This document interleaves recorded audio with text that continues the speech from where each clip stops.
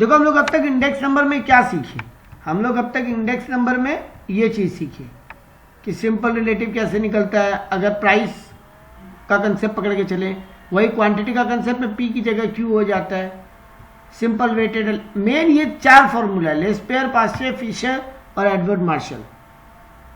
Laspeyres का Pn Q0 P0 Q0 था, तो वहां पे Qn P0 Q0 P0 हो जाएगा, मतलब P और Q को बदल दो।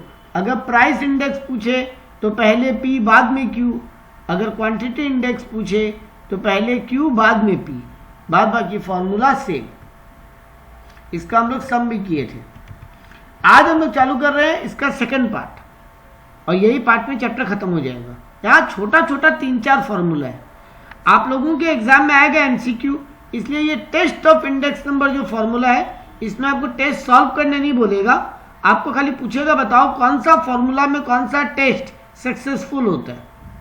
3 टाइप के टेस्ट होते हैं इंडेक्स नंबर में, time reversal test, factor reversal test and circular test. Time reversal का मतलब क्या होता है, अपने क्या बोलते हैं इंडेक्स नंबर में, करंट ईयर पास्ट ईयर। अगर हम करंट ईयर को पास्ट ईयर कर दें और पास्ट ईयर को करंट ईयर कर दें तो क्या मेरा टेस्ट सक्सेसफुल होगा, कौन से फॉर्मूला में सक्सेसफुल होगा और कौन से में नहीं, वही अपने को जानना है। देखो सबसे पहले पढ़ रहे हैं टाइम रिवर्सल टेस्ट। देखो फॉर्मूला क्या लिखा, index 0n into index n0 equal to 1 आना चाहिए। मतलब पहले पास्ट ईयर बाद में करंट ईयर, और एक और सेम फॉर्मूला को मल्टीप्लाई कर ले, पहले करंट ईयर बाद में पास्ट ईयर। अगर मेरा इक्वल टू 1 आ जाता है तो मेरा टाइम रिवर्सल टेस्ट सक्सेसफुल है, नहीं तो नहीं है। कौन से फॉर्मूला में ये सक्सेसफुल है और कौन से में नहीं है, इसका बात करते हैं। हमेशा याद रख लेना, time reversal test geometric mean में सक्सेसफुल होता है और फिशर में सक्सेसफुल होता है, हम अभी प्रूफ करके दिखाएगा। Time reversal test geometric mean and Fisher, इन 2 फॉर्मूला में सक्सेसफुल होता है, बाकी में नहीं। आप लोग देखो हम दिखाते हैं आपको एक एग्जांपल लेके।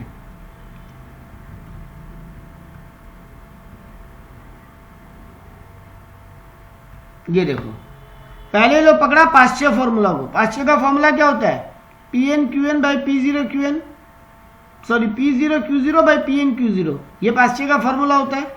जब हम पहले n बाद में 0 रखते हैं, अभी यहां पे क्या हो रहा है देखो, अगर I 0n कर दे तो Pn Qn P0 Qn हो जाएगा। आई रिपीट माई सेल्फ, अच्छे से सुनना, पास्चे का फॉर्मूला आप लोग जो सॉल्व करते हो P0 Q0 Pn Q0 होता है। लेकिन ठीक सेकेंड लाइन में देखो, पहले ये लोग क्या लिखा, सेकेंड में लिखा है P0 Q0 Pn Q0, multiply किससे किया, n को 0 से, 0 को n से रिप्लेस किया।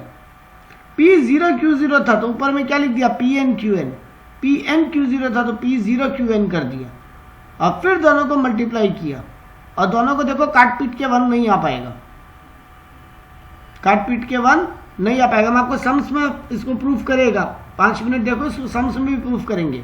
तो पास्चे में इक्वल टू 1 नहीं आ रहा है।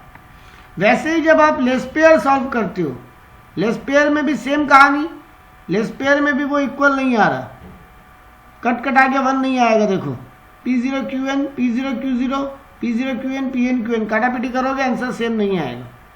तो लेस्पेयर हो या फिर पास्चे हो, दोनों में ही इक्वल टू 1 नहीं आता अगर हम लोग टाइम रिवर्सल टेस्ट यूज करें तो।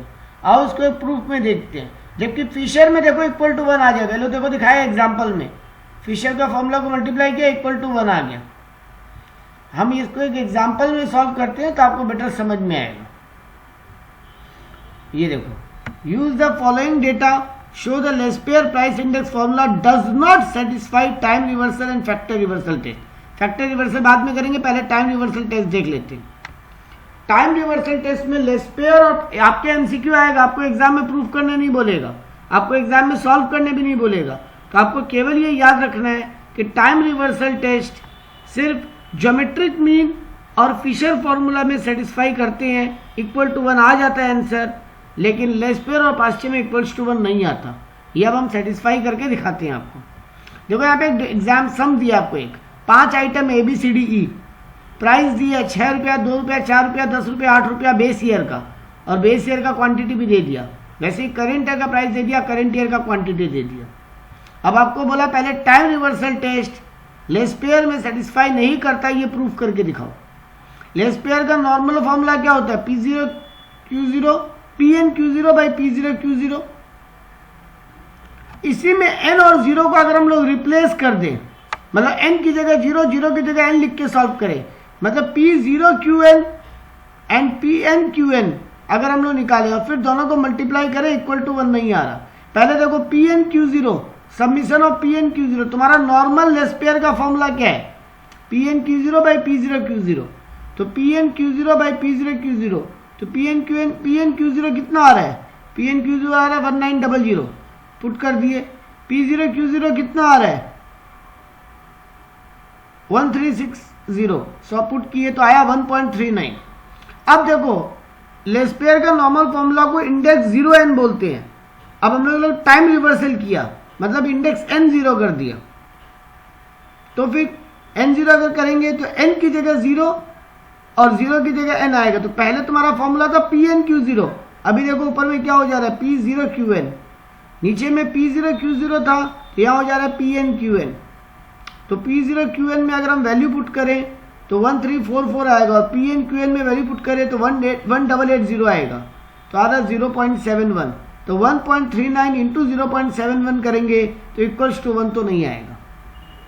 तो ये लोग साबित करके दिखाया कि लेस्पेयर को अगर ऐसा सॉल्व करते, टाइम रिवर्सल, टाइम को हम रिवर्स कर रहे हैं, इसीलिए नाम क्या है? टाइम को रिवर्स कर रहे हैं, 0 को n कर रहे हैं, n को 0 कर रहे हैं, तो आंसर मेरा सेम नहीं आ रहा है। आपको एग्जाम में हम फिर बोलेंगे, ना सॉल्व करने बोलेगा ना प्रूफ करने बोलेगा, आपको खाली पूछेगा ऑब्जेक्टिव में कि कौन सा वाला फॉर्मूला टाइम रिवर्सल टेस्ट को सेटिस्फाई कर सकता है। तो आप लोग बोलोगे ज्योमेट्रिक मीन और फिशर, ये दो फॉर्मूलाज हैं जो टाइम रिवर्सल टेस्ट को सेटिस्फाई करते हैं, लेस्पेयर और पास्चे नहीं करता। क्लियर है ये?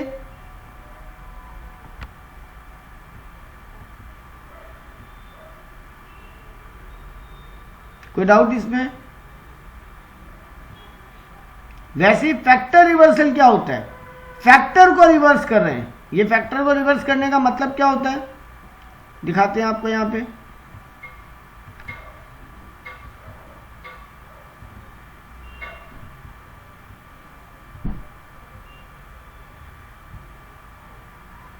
ये रहा फैक्टर रिवर्सल का मतलब होता है प्राइस को क्वांटिटी से रिप्लेस करें और क्वांटिटी को प्राइस से रिप्लेस करें।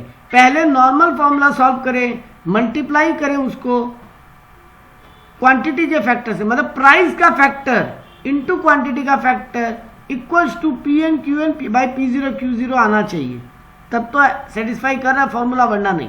देखो यहाँ पे क्या लिखा है? P0n मतलब प्राइस इंडेक्स इंटू Q0n मतलब quantity index equals to V0n आना चाहिए। V0n का मतलब होता है Pn Qn by P0 Q0। मतलब अगर हम एक बार प्राइस फैक्टर से सम सॉल्व करें, एक बार क्वांटिटी फैक्टर से, हम फैक्टर को रिवर्स कर रहे हैं। प्राइस और क्वांटिटी दो फैक्टर होते हैं। पिछले में हम टाइम को रिवर्स कर रहा था, 0 और n को, यहाँ पे क्वांटिटी और फैक्टर को रिवर्स कर रहे हैं। अगर हम फैक्टर रिवर्सल करें तो ये भी सिर्फ और सिर्फ फिशर फॉर्मूला को सेटिस्फाई करेगा और किसी को नहीं। मतलब टाइम रिवर्सल तुम्हारा ज्योमेट्रिक मीन और फिशर को सेटिस्फाई करता है, फैक्टर रिवर्सल सिर्फ और सिर्फ फिशर को सेटिस्फाई करेगा, बाकी को नहीं। मतलब अगर हम फिशर फॉर्मूलाज को प्राइस और क्वांटिटी को रिवर्स करके मल्टीप्लाई करें, एक बार प्राइस से निकाल के एक बार क्वांटिटी से निकाल के मल्टीप्लाई करें, तो मेरा Pn Qn by P0 Q0 का टोटल से मैच कर जाना चाहिए। अगर ये मैच करता है तो आपका फैक्टर रिवर्सल टेस्ट सेटिस्फाई हो रहा है, वरना नहीं। तो ये सिर्फ फिशर का फॉर्मूला है जिसको सेटिस्फाई करेगा। देखो एक एग्जांपल में देखते हैं, बेटर समझ में आएगा।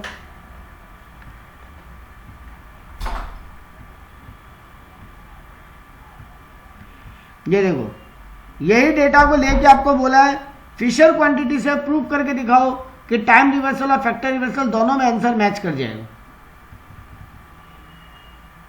आपको बोल रहा है सेम डेटा को यूज करो, एक बार टाइम रिवर्सल एक बार फैक्टर रिवर्सल करके फिशर का फॉर्मूला में पुट करो, आंसर आता है कि नहीं देखो। देखो यहाँ पे साबित करते हैं। पहले ये लोग टाइम रिवर्सल का बात किया। टाइम रिवर्सल फिशर का फॉर्मूला क्या होता है? Pn Q0 by P0 Q0, into P N Q N by P zero Q N, मतलब Laspeyres into Paasche root over, Laspeyres into Paasche root over, normal formula आपका Fisher का, normal formula आपका Fisher का Laspeyres into Paasche equal to root over. तो देखो P N Q zero ऊपर solve किया हुआ है, ये देखो लोग सब कुछ सॉल्व करके रखा है यहाँ पे, P N Q zero, P zero Q N, P N Q N, P zero Q zero चारों सॉल्व किया हुआ है। तो पहले नॉर्मल फिशर फार्मूला में चारों का वैल्यू पुट कर दिए, पी एन क्यू जीरो आया होगा 1900, P zero Q zero 1360, P N Q N 1800 और ये 1344। अब हमको क्या करना है, टाइम रिवर्सल, पहले जीरो बाद में एन था, पहले एन बाद में जीरो हो जाएगा, मतलब हर एन को जीरो से रिप्लेस कर दो, हर जीरो को एन से। देखो यहाँ पे किया ये लोग, वही 1900, 1360 और 1880 और 1344 को ठीक से लिख दिया, उसके बाद देखो रिवर्स कर दिया। पी जीरो क्यू एन, देखो ऊपर क्या था पी एन क्यू जीरो, उसको क्या कर दिया P zero Q N, N को जीरो, जीरो को एन से रिप्लेस कर दिया। ऊपर था पी एन क्यू एन, यहाँ पे पी जीरो क्यू जीरो कर दिया, दोनों एन की जगह जीरो लिख दिया। नीचे था पी जीरो क्यू जीरो, यहाँ कर दिया पी एन क्यू एन, इधर था पी जीरो क्यू एन, तो इधर कर दिया पी एन क्यू जीरो, मतलब एन और जीरो को रिप्लेस कर दिया दूसरा फॉर्मूला में। फिर वैल्यू वैसे ही निकाल के पुट किया, रूट ओवर डाला, देखो कटापीटी पूरा कट जाएगा, 1900 से कट रहा है, 1900 से कट रहा है, 1360 से कट रहा है, 1344 से कट रहा है, 1800 से 1880 से कट रहा है, तो इक्वल्स टू 1 आएगा। मतलब फिशर टाइम रिवर्सल को सेटिस्फाई करता है। वैसे ये लोग क्वांटिटी ये सॉरी फैक्टर रिवर्सल को भी सेटिस्फाई करके दिखाया, फैक्टर रिवर्सल को भी सेटिस्फाई करके दिखाया। ये देखो P zero N Q zero N, तो पहले पी का फॉर्मूला के हिसाब से लिखा, फिर क्यू का फॉर्मूला से। ये देखो लास्ट में कट कटा के 18001360 बच रहा है, 18001360 बच रहा है। तो 18001360 किसका किसका डेटा था, 1880 था पी एन क्यू एन और 1360 था पी जीरो क्यू जीरो। हम लोग यही तो लिखे थे कि ये अगर लास्ट में सेटिस्फाई हो जाए कि यही बचे। देखो फैक्टर रिवर्सल में क्या बचना चाहिए था, P N Q N P zero Q zero, P N Q N P zero Q zero. देखो यहाँ भी वही बच रहा है, P N Q N P zero Q zero, 18001360। तो यानी अब आपको एग्जाम में याद रखने के लिए रहेगा कि टाइम रिवर्सल फिशर और ज्योमेट्रिक मीन दो फॉर्मूला सेटिस्फाई करते हैं, फैक्टर रिवर्सल सिर्फ फिशर इंडेक्स सेटिस्फाई करता है। जो ऑब्जेक्टिव के काम का चीज था हम प्रूफ करके दिखाए हैं केवल एग्जाम में आपको ये देखने के लिए, अदरवाइज आपको जरूरत नहीं पड़ेगी, क्योंकि आपके तो एमसीक्यू आएगा। आपको नहीं तो एग्जाम में क्वेश्चन देता कि एक डेटा देके बोलता बताओ पास्चर इंडेक्स सेटिस्फाई हो रहा है कि नहीं हो रहा है, आप सॉल्व करके दिखाते हैं कि नहीं सेटिस्फाई हो रहा है। लास्ट है सर्कुलर इंडेक्स। 3 टाइप का टेस्ट होता है, time reversal test, factor reversal test, circular test. Circular test सिर्फ ज्योमेट्रिक मीन सेटिस्फाई करता है और वेटेड एग्रीगेट वाला लोग सेटिस्फाई करता है। वेटेड एवरेज और ज्योमेट्रिक मीन दो ही लोग सर्कुलर टेस्ट सेटिस्फाई करते हैं, बाकी लोग नहीं। दो ही लोग सर्कुलर टेस्ट सेटिस्फाई करते हैं, बाकी लोग नहीं। Circular test weighted average solve होता है और ज्योमेट्रिक मीन से। तो टाइम रिवर्सल 2 जन, ज्योमेट्रिक मीन और फिशर। फैक्टर रिवर्सल सिर्फ फिशर और सर्कुलर टेस्ट ज्योमेट्रिक मीन और वेटेड एवरेज, वेटेड एग्रीगेट वाला फॉर्मूला, ये 2 ही लोग सेटिस्फाई कर सकते हैं। फैक्टर रिवर्सल में भी equal to 1 answer, time reversal में इक्वल टू 1 आंसर आना चाहिए। फैक्टर रिवर्सल में equal to P N Q N by P zero Q zero आना चाहिए और सर्कुलर टेस्ट में इक्वल टू 1 आना चाहिए। ये पूरा एमसीक्यू का ही काम का था, इसमें आपको सॉल्व करने नहीं बोलेगा। सर्कुलर रिवर्सल में देखो करते क्या है, पहले 0 1 लिए, फिर 1 2, फिर 2 3, मतलब एक एक ईयर बढ़ते जाने। सर्कुलर रिवर्सल में, सर्कुलर टेस्ट में एक एक ईयर आगे बढ़ते जाते हैं। Is it clear? कोई का क्वेरी है इसमें? इसमें आएगा एमसीक्यू तो चिंता करने का बात नहीं है, इसमें आपको सॉल्व करने नहीं बोलेगा, सॉल्व करने बोलेगा जो अब आप में प्रैक्टिस करेंगे उसको। और अब सारा 3 फॉर्मूला प्रैक्टिस करेंगे, तीनों बच्चा वाला है, तीनों में कुछ हार्डकोर नहीं है। कंज्यूमर प्राइस इंडेक्स, ये आप रोज के लेवल में भी सुनते होंगे, बोलते हैं ना रिटेल का महंगाई इतना बढ़ गया, होलसेल महंगाई इतना बढ़ गया, होलसेल सामान इतना महंगा हो गया, रिटेल का सामान इतना महंगा हो गया। तो एज अ कंज्यूमर तुम्हारा लिविंग इंडेक्स कितना बढ़ा, तुम्हारा महंगाई कितना बढ़ा एज अ कस्टमर। तो देखो यहाँ पे एग्जाम्पल भी दिया, ये 5 मेन प्रोडक्ट के बारे में देखा जाता है, फूड के बारे में ये देखा जाता है, क्लोथिंग में ये इंडेक्स चेक होता है, फ्यूल एंड लाइट घर खरीदने में, और जो हम लोग छोटा मोटा मिसलेनियस आइटम परचेज करते हैं जैसे स्टेशनरी, जैसे इलेक्ट्रॉनिक सामान जो हम लोग घर के यूज में खरीदते हैं। तो food, clothing, fuel and lighting, housing and miscellaneous, ये 4-5 आइटम है जिनके केस में कंज्यूमर प्राइस इंडेक्स और कॉस्ट ऑफ लिविंग इंडेक्स भी बोलते हैं, उसको कैलकुलेट होता है। और ये आपके काम भी आएगा जब आप लोग सेमेस्टर 4 में टैक्स पढ़ते हो। हालांकि आपको वहाँ पे कैलकुलेट नहीं करना पड़ेगा, आपको दिया हुआ रहेगा, बट यही चीज कैलकुलेट होकर वहाँ पे जाता है जो टैक्स में काम लगता है, कंज्यूमर प्राइस इंडेक्स, और उसको कंज्यूमर लिविंग इंडेक्स भी बोलते हैं, कॉस्ट ऑफ लिविंग इंडेक्स। ये निकलता कैसे है? तो देखो यहाँ पे आपको 2 फॉर्मूला दिए है। पहला aggregate expenditure method, aggregate expenditure method, इसमें लेस पेयर का ही फॉर्मूला लगेगा। एग्रीगेट एक्सपेंडिचर मेथड में आपके लेस पेयर का ही फॉर्मूला लगेगा। देख लो PNQ0 बाई P0Q0। तो अगर आपको कोई बोले कंज्यूमर प्राइस इंडेक्स निकाल के दिखाओ या कॉस्ट ऑफ लिविंग इंडेक्स निकाल के दिखाओ according to aggregate expenditure method, आप फॉर्मूला लगाओगे PNQ0 बाई P0Q0 इंटू 100। अगर आपको कोई बोलता है फैमिली बजट मेथड से निकाल के दिखाओ, जिसको ग्रुप इंडेक्स भी बोलते हैं, फैमिली बजट मेथड मतलब पूरा फैमिली के लिए महंगाई कितना बढ़ा, वो होता है कंज्यूमर के लिए महंगाई कितना बढ़ा। आप पढ़ रहे हैं फैमिली के लिए महंगाई कितना बढ़ा, तो फॉर्मूला क्या हो जाएगा? देखो submission of PN by P0 into W whole divided by W, submission of PN by P0 into W whole divided by W। और यहाँ W का मतलब है P0Q0, यहाँ W का मतलब है P0Q0।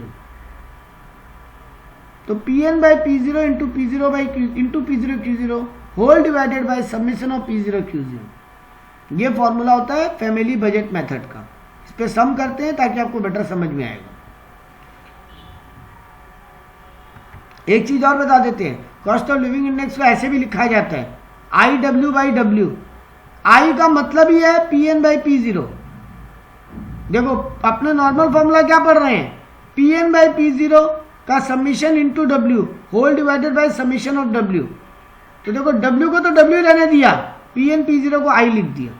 तो I का मतलब ही होता है PN by P0, summation of PN by P0 I का मतलब होता है। और W का मतलब होता है P0Q0, W का मतलब होता है P0Q0, ये याद रखना। देखो अब इसको लोग सॉल्व कैसे किया उस पर बात करते हैं। आपको बोला the following table given the group index number and the corresponding group weight with reference to the cost of living for a given year, construct overall cost of living index for the year.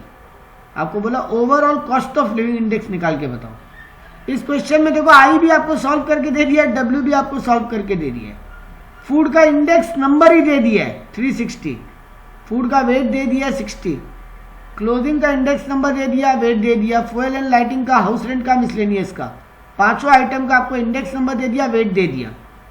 तो formula क्या होता है IW by W, summation of IW by W। तो देख लो तो easy हो गया एकदम। पहले IW निकाल लिए 360 into 60, 295 into 5, 287 into 7, 110 into 8, 315 into 20, solve किए मेरा IW आ गया डिवाइडेड बाई W का टोटल। तो 60, 5, 7, 8, 20 इनको ऐड किया तो 100 आया। तो मेरा कॉस्ट ऑफ लिविंग इंडेक्स 322.64 है, मतलब महंगाई 322.64 इंडेक्स पे चल रहा है अभी। लेकिन आपको एग्जाम में हो सकता है आपको प्राइस दे दे, इंडेक्स नहीं दे। यहाँ तो क्वेश्चन तो इजी कर दिया था, आपको इंडेक्स और वेट दे दिया था, लेकिन कभी कभी आपको वेट तो दे दिया लेकिन इंडेक्स नहीं दिया। आपको वेट तो दे दिया लेकिन इंडेक्स नहीं दिया, आपको इंडेक्स कैलकुलेट करना पड़ा। इंडेक्स कैसे कैलकुलेट होगा? PN by P0। और वेट कैसे कैलकुलेट होता है? P0 Q0 का टोटल। वेट का मतलब P0 Q0, इंडेक्स का मतलब PN बाई P0। तो देखो यहाँ पे सॉल्व किया, फिर पहले वेट तो देखो नीचे दिया उसी को लिख दिया। ये देखो परसेंटेज एक्सपेंडिचर जो दिया वही वेट है, 35, 20, 15, 10, 20, 35, 20, 15, 10, 20 ये दिया, यही मेरा वेट है। और दोनों ईयर का प्राइस दिया है, 1985 का प्राइस, 1988 का प्राइस। तो PN बाई P0 करके हम I निकाल लेगा, वेट तो हमको दिया वही है क्वेश्चन में। तो देखो वही किया। W को तो पहले W लिख लिया, 35, 20, 15, 10, 20। P0 PN लिखा, पहले PN बाई P0 सॉल्व किया, उसके बाद उसको वेट से मल्टीप्लाई, जो आंसर आया PN बाई P0 करके उसको बोलते हैं I, तो I को W से मल्टीप्लाई किया और फिर उसको फॉर्मूला में पुटअप कर दिया IW बाई W। समझ में आया हो तो बोलो, नहीं तो हम एक्सप्लेन करें पूरा डिटेल में। क्लियर है? चलो, तो ऐसे हम लोग इन महंगाई निकालते हैं। इन कंज्यूमर के लिए CII निकालते हैं, CII। अब आता है एक चीज, ये आपका एक्चुअली में इकोनॉमिक्स में टर्म सुना हुआ होगा, रियल वेज, और ये सब इकोनॉमिक्स में सुनते हैं हम लोग। रियल वेज का मतलब होता है, देखो एक होता है नॉमिनल वेज। नॉमिनल वेज मतलब तुम्हारे हाथ में कितना रुपया आ रहा है, तुम कहीं जॉब कर रहे हो, तुमको कितना सैलरी मिल रहा है। लेकिन रियल वेज का मतलब होता है तुम्हारा परचेजिंग पावर कितना है। देखो हम एक एग्जांपल बोलते हैं, तुम्हारे को 100 रुपया सैलरी मिलता था और तब सब्जी और आटा या सब्जी और चावल, या चलो दाल और चावल कर देते हैं, तब दाल और चावल मिलके 80 रुपीज में आता था। तुमको जितना दाल एंड चावल खाने में लगता है उतना 80 रुपीज में आता था। तुम्हारा सैलरी था 100 रुपीज। तुम्हारा सैलरी हम बढ़ा दिए, डबल कर दिए तुम्हारा सैलरी, हम 100 की जगह 200 कर दिया हम तुम्हारा सैलरी। लेकिन जो महंगाई है, सामान का दाम है, उसको हम 3 गुना बढ़ा दिए। महंगाई 3 गुना बढ़ गया, 80 की जगह 240 में आएगा वो सामान। तो बताओ एज ए कंज्यूमर तुम्हारा परचेजिंग पावर बढ़ा है कि घटा है? जयदीप, रिया, प्रिया, हाँ घटा ही ऑब्वियसली बेटा, क्योंकि देखो पहले तुमको 100 रुपया मिलता था जो है, और तुम्हारा 80 रुपया में चावल और दाल दोनों आ जाता था, तो तुम आराम से पेट भर के खा लेते थे। लेकिन अभी जयदीप हम सैलरी तो तुम्हारा डबल कर दिए, 100 की जगह 200 कर दिए जाओ, लेकिन सामान का दाम 3 गुना बढ़ा दिए। तो सामान का दाम अगर 3 गुना बढ़ेगा जयदीप, तो 80 का सामान अब 240 में आएगा, 3 टाइम्स बढ़ गया। तो बेटा तुम्हारा सैलरी 200 है और तुम्हारा सामान का दाम 240 हो गया, अब तुम पेट भर के नहीं खा पाओगे। यानी तुम्हारा रियल क्या बोलते हैं, नॉमिनल वेज तो बढ़ा in terms of rupees, but तुम्हारा रियल वेज मतलब परचेजिंग पावर वो नहीं बढ़ा, हाँ वो घट गया। तो ये कैलकुलेट कैसे होता है? देखो यहाँ सामने फॉर्मूला दिखाई दे रहा है। एक आदमी का परचेजिंग पावर कैलकुलेट करने का तरीका होता है 100 बाई प्राइस इंडेक्स। अपने जो इंडेक्स नंबर निकालते हैं ना, ये उसको 100 को उस इंडेक्स नंबर से डिवाइड करते हैं। अगर वो 1 से ज्यादा आए तो तुम्हारा परचेजिंग पावर अच्छा है, अगर वो 1 से कम आए तो तुम्हारा परचेजिंग पावर खराब है। तो 100 को इंडेक्स नंबर से डिवाइड करते हैं हम लोग परचेजिंग पावर निकालने के लिए। ठीक है,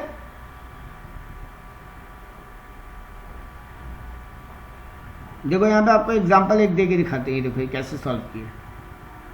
the table below give you the wage in rupees per day of a group of worker from 1987 to 1991। एक ग्रुप ऑफ वर्कर है, वो लोगों का तुमको बताया जा रहा है कि 1987 से 1991 तक वो लोगों का सैलरी कैसे बढ़ा, and the consumer price index भी दिया हुआ है उस ईयर का तुमको। देखो तुम्हारा एवरेज वेज 1 रुपया 19 पैसा था 1987 में, वो बढ़ के 1 रुपीज 33 पैसा हो गया 88 में, 89 में बढ़ के 1.44 हो गया, 1990 में बढ़ के 1.57 हो गया, और 1991 में बढ़ के 1.75 हो गया।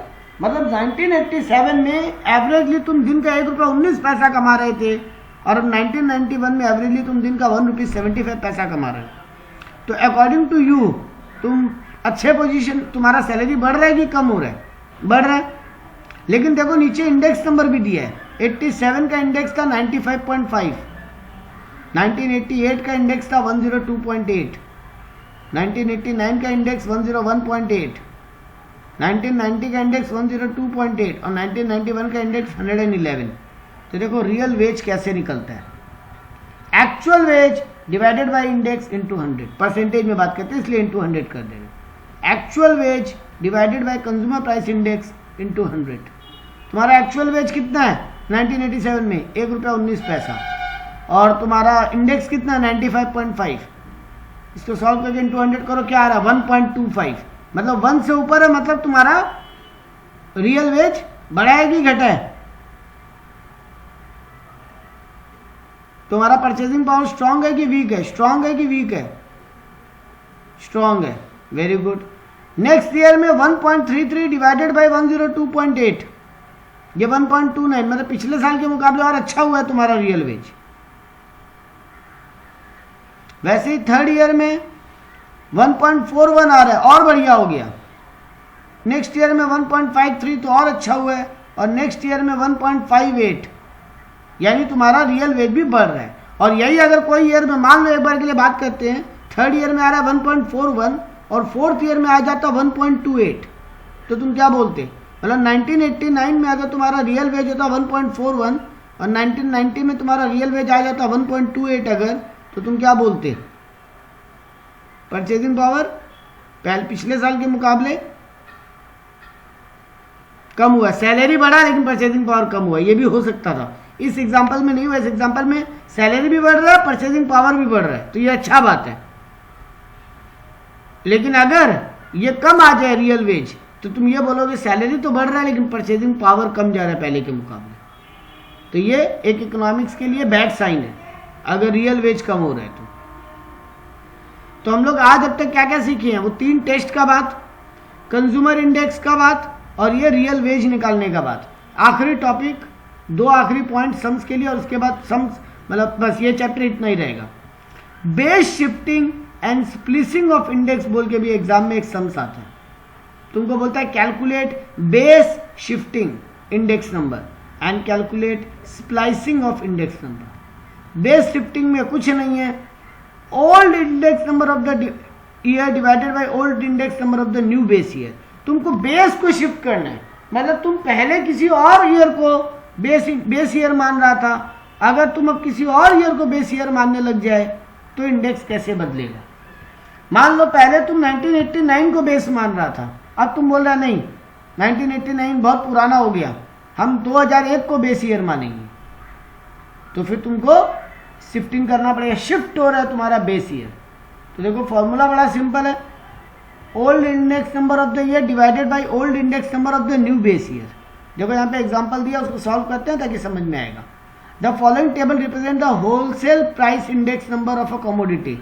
ये शिफ्टिंग वाला काम होलसेल में काम आता है, जैसे CII तुम्हारा इंडिविजुअल महंगाई निकालने के लिए काम आता है, रिटेल का महंगाई, वैसे ही ये शिफ्टिंग वाला केस होलसेल इंडेक्स को निकालने के काम आता है, होलसेल प्राइसेस के लिए। तो देखो यहाँ पे बोला following table represent the wholesale price index number of a commodity with base year 1984। मेरा बेस ईयर पहले 1984 था, अब बोल रहा है उसको शिफ्ट करो 1991 करो, तो नया इंडेक्स निकाल के बताओ। तो देखो तुमको 1988 का इंडेक्स दिया है 112, 1989 का इंडेक्स दिया 140, 1990 का इंडेक्स दिया 160, 1991 का इंडेक्स दिया 170 और 1992 का इंडेक्स दिया 185। तुमको बोला बेस शिफ्टिंग करके हमको नया इंडेक्स नंबर निकाल के दो। सिंपल लॉजिक है, पुराना ईयर का इंडेक्स डिवाइडेड बाई नया ईयर का index divided by base year का इंडेक्स। तुम बेस ईयर किसको मान रहे हो? 1991 हाँ 1991 को बेस ईयर मान रहे हो। 1991 का इंडेक्स कितना दिया हुआ क्वेश्चन में? 170। तो हर ईयर का इंडेक्स को डिवाइडेड बाई करोगे तुम जिस ईयर को अब नया बेस मानने वाले हो। Every year's index divided by the year which you are treating as your base year. अब तुम जिसको बेस ईयर मानना चाह रहे हो उसके इंडेक्स से डिवाइड करोगे। तो देखो 112 डिवाइडेड बाई 170 इंटू 100, नया इंडेक्स बन गया 65.88। 140 divided by 170 into 100, 160 divided by 170 into 100, 170 divided by 170 into 100 and 1992 divided by 170 into 100। तुम 1991 को बेस ईयर बना दिए, तुम्हारा नया इंडेक्सिंग अब ये फॉलो होगा आने वाले सालों में। इसको बोलते हैं शिफ्टिंग, इसको बोलते हैं शिफ्टिंग। एंड लास्ट आया स्प्लाइसिंग। स्प्लाइसिंग का कुछ ज़्यादा कहानी नहीं है। स्प्लाइसिंग में बस यही बोल रहा है कि पिछले देखो ये 2 सीरीज दिए है, तुमको स्प्लाइस करना है, तुमको डिवाइड कर देना है। अब इस ईयर से तुम्हारा इंडेक्स बदल जा रहा है। देखो 1980 में इंडेक्स 100 था, 1981 में इंडेक्स 120, 1982 में इंडेक्स 125, 1983 में इंडेक्स 140, 1984 में इंडेक्स 160। अब देखो क्या बोल रहा है, 1984 से तुमको अपना इंडेक्स बदलने का मन है, तो तुम क्या करोगे, 1984 को बेस मानोगे, और बेस ईयर का इंडेक्स हमेशा कितना होता है, ये हमेशा याद कर लेना, बेस ईयर का इंडेक्स इज ऑलवेज 100। तो तुम 1984 का इंडेक्स को ऑलवेज 100 माने। अब यहां से आगे बढ़े 100, 110, देखो वापस करना चालू हो गया इंडेक्स। तो ऐसे हम लोग स्प्लाइसिंग कैलकुलेट करते हैं। देखो यहाँ पे एग्जांपल में दिखाते हैं, एक सम करते हैं, आखिरी सम है ये। In 1986 the average price of a commodity was 20% more than in 1985। 1986 में तुम्हारा एवरेज प्राइस 20% ज्यादा था 1985 से, बट 20% लेस देन 1984। 1984 के मुकाबले 1986 में एवरेज प्राइस 20% कम था, लेकिन 1985 के हिसाब से ये 20% हाई है। And it was 50% more than in 1987, और 1987 में तो ये 50% ज्यादा था। तो 86 का मेरा एवरेज प्राइस 85 के मुकाबले ज्यादा है, 84 के मुकाबले 20% कम है, और 87 के मुकाबले 50% ज्यादा है। हमको बोला reduce the data to price rate using 1985 as base with 1984 and 85 as base average. इसी को बोलते हैं स्प्लाइसिंग करना। आपको बोला 1985 को बेस माना एक बार, तब स्प्लाइसिंग करो, और एक बार बोला 1984 से 85 का एवरेज निकाल के स्प्लाइसिंग करो। तो देखो पहले क्या किया, 1986 का हमको प्राइस नहीं पता, हम एक बार उसको 100 मान लेते हैं। तो 1985 में 1986 के मुकाबले 20% ज्यादा है, 1985 में 1986 के मुकाबले 20% ज्यादा है। तो 100 डिवाइडेड बाय 120 इंटू 100 किए तो मेरा 1985 का बेस आ गया।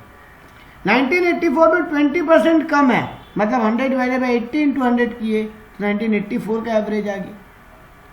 अब हमको 87 का निकालना है। 87 में क्या बोला, 50% ज्यादा, तो 100 डिवाइडेड बाय 150 इंटू 100 किए तो 66.65 आ गया। 85 में बोला था 20% ज्यादा है, तो 100 डिवाइडेड बाय 120 इंटू 100 कर लिए। 84 में बोला था 20% कम है, तो 100 डिवाइडेड बाय 80 इंटू 100 कर लिए। और 87 में बोल रहे हैं 150% ज्यादा, तो 100 डिवाइडेड बाय 150 इंटू 100 कर लिए। हम तीनों ईयर का अलग अलग इंडेक्स निकाल लिए। मेरे को पहले बोला है पहला सॉल्व करने किसका एवरेज लेके, 85 को बेस पकड़ के। तो देखो ये लोग सॉल्व कर दिया। 84 में क्या किया, 84 का कितना निकाला है, 84 का इंडेक्स कितना निकाले, 125। 85 का इंडेक्स 83.33 और 87 का इंडेक्स 66.67, और 86 को तो बेस मानो इसलिए उसका इंडेक्स 100। तो पहले चारों का इंडेक्स लिख लिए। अब बस वही किसको बेस मानना है, पहला क्वेश्चन क्या बोला है, टेकिंग यूजिंग 1985 एज बेस। तो 1985 मेरा कितना है, 83.33। तो 125 divided by 83.33 into 100, 83.33 divided by 83.33 into 100, 100 divided by 83.33 into 100, and 66.67 divided by 83.33 into 100। तो एक बार 1985 को बेस माने और नया इंडेक्स निकाल दिए, स्प्लाइसिंग कर दी। दूसरा क्वेश्चन क्या मांगा है, 84, 85 का एवरेज के हिसाब से स्प्लाइसिंग करो। तो पहले 84, 85 का एवरेज निकाल लो। 84 का कितना आया, 125, और 85 का 83.33, दोनों को ऐड किए, डिवाइडेड बाय 2 किए, एवरेज आ गया 104.16। अब सेकंड टेबल में देखो 104.16 को बेस मान के सॉल्व किया। 125 divided by 104.16 into 100, 83.33 divided by 104.16 into 100, 100 divided by 104.16 into 100, 66.67 divided by 104.16 into 100। ऐसे आपको बेस को शिफ्ट करने बोलेगा, आपको इस तरीके से कैलकुलेशन करना पड़ेगा। इन सब टाइप का सम्स रेयर ही आएगा एग्जाम में, आएगा आपके मैक्सिमम टाइम वही लेस्पेयर सॉल्व करो, पास्चर सॉल्व करो, यही सब आपके एग्जाम में आएगा। ये देखो आपको यहाँ से construct Fisher index. Next question में बोला the age of agriculture commodity इतना दिया हुआ आपको, कैलकुलेट वेटेड इंडेक्स नंबर। देखो वेटेड इंडेक्स नंबर निकालने बोल दिया। नेक्स्ट में आपको बोला है लेस्पेयर और पास्चर निकालने। नेक्स्ट में आपको बोला है होलसेल इंडेक्स, ये आ गया होलसेल प्राइस इंडेक्स। यहाँ होलसेल प्राइस इंडेक्स निकालने बोला है, वही IW/W मतलब consumer price index. Next question में आपको फिर बोला है भाई calculate index number, weighted index number निकालने बोला है। तो ये आपको वेटेड इंडेक्स निकालने बोला IW/W। ये रहा वो एक्चुअल इनकम निकालने वाला, रियल इनकम निकालने वाला एक क्वेश्चन आया एग्जाम में। ये सारा ईयर पेपर का क्वेश्चन है। आपको इनकम दे दिया, जनरल प्राइस इंडेक्स दे दिया, वही income divided by index into 100 करते जाओ, आपका रियल वेज आता जाएगा। जैसे देखो इस सेंस में देखो 1980 में रियल वेज कितना था 3600, 1981 में मेरा रियल वेज बढ़ के हो गया 4038, 1982 में 4347। अब देखो 1983 में क्या हुआ 3437, 1984 में 2142, मतलब मेरा रियल वेज गिर रहा है, यानी मेरा इकोनॉमिक्स, मेरे देश के इकोनॉमिक्स में प्रॉब्लम हो रही है। तो ऐसे आप लोगों को ये सब चीज, आपका एनालिसिस नहीं मांगेगा, आपसे खाली कैलकुलेशन मांगेगा, सब वही सम से फिर IW/W वाले मैक्सिमम सम्स आ रहे हैं। तो ये आपका है